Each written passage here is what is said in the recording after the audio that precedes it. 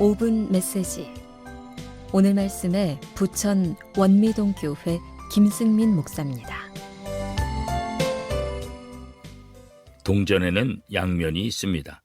축구 경기에서도 보면 한쪽 팀이 공격을 하면 상대팀은 열심히 수비를 해야 합니다. 이 양면의 모습이 하나님의 일을 감당할 때도 나타나고 있습니다. 하나님께서 하나님의 일꾼과 함께 하실 때 사단은 하나님의 일꾼을 괴롭히는 일을 일으키고 있다는 사실입니다. 사도행전 23장에서 바로 이 모습을 볼 수가 있습니다. 산헤드린 공회에서 복음을 증언하는 사도 바울 곁에 하나님께서는 담대하라 라고 위로하십니다. 그런데 바로 그 순간 사탄은 복음의 대적자들인 악한 무리들을 부추기면서 절대로 포기하지 말고 바울을 없애버리라고 충동질을 하고 있었습니다. 산헤드린 공회 앞에서 바울을 정죄하고 사형 언도를 얻어내려 했는데 사울을 죽이려고 공모했던 바리새인과 사두개인들이 서로 싸우느라 실패하고 말지요. 그런 와중에 로마 군대까지 출동하게 되어서 사도 바울을 잡아 죽이고자 한 계획은 실패로 돌아갔습니다. 그렇지만 그들은 포기하지 않았습니다. 그렇습니다. 사단은 포기하지 않습니다. 끝까지 그 악한 계획을 관철시키든가 아니면 스스로 그 악한 계획 때문에 망할 때까지 물고 늘어지는 법입니다. 그것이 바로 악의 근성입니다. 한 방법이 실패하면 또 다른, 아니 더 악한 방법을 들고 나옵니다. 의인들이 의로운 일을 계획했다가 중도에서 포기하는 일은 있을 수 있지만 악인들이 악한 일을 계획했다가 포기하는 일은 거의 없습니다.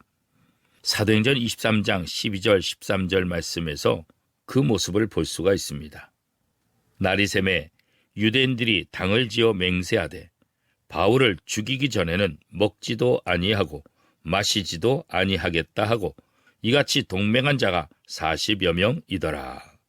저들은 밤새워 사도 바울을 죽이는 방법을 연구했던 것입니다.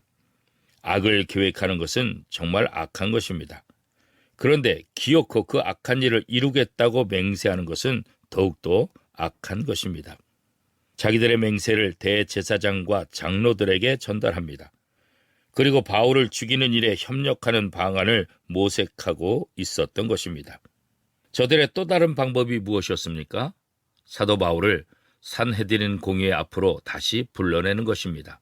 그러면 산헤드린 공회에 도착하기 전에 중간에 죽여 없애버리겠다는 것이 바로 이들의 계획이었던 것입니다. 설사 범죄하고 마땅히 죽여야 될 사람이라 할지라도 그 생명이 마지막까지 보호받을 수 있는 것이 바로 산헤드린 공회였습니다.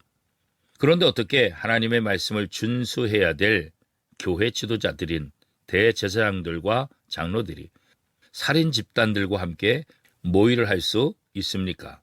어떻게 이것이 가능한 일입니까? 자기의 이익과 관련되어 있기 때문입니다. 오늘날도 마찬가지입니다. 교회는 생명을 살리는 기관이고 교회 지도자들과 성도들은 생명을 살리는 사람들입니다. 오늘 우리에게 어떤 손해나 고난이 온다 해도 나를 통해서 다른 사람이 상처를 받거나 고통당해서는 안 되는 것입니다. 그러기에 성도들의 삶은 언제나 묵묵히 십자가의 길을 걷는 삶이어야 합니다. 그것은 바로 나를 통해서 다른 사람의 생명을 살리는 일입니다. 오늘도 생명을 살리는 복된 하루가 될 수 있기를 축복합니다.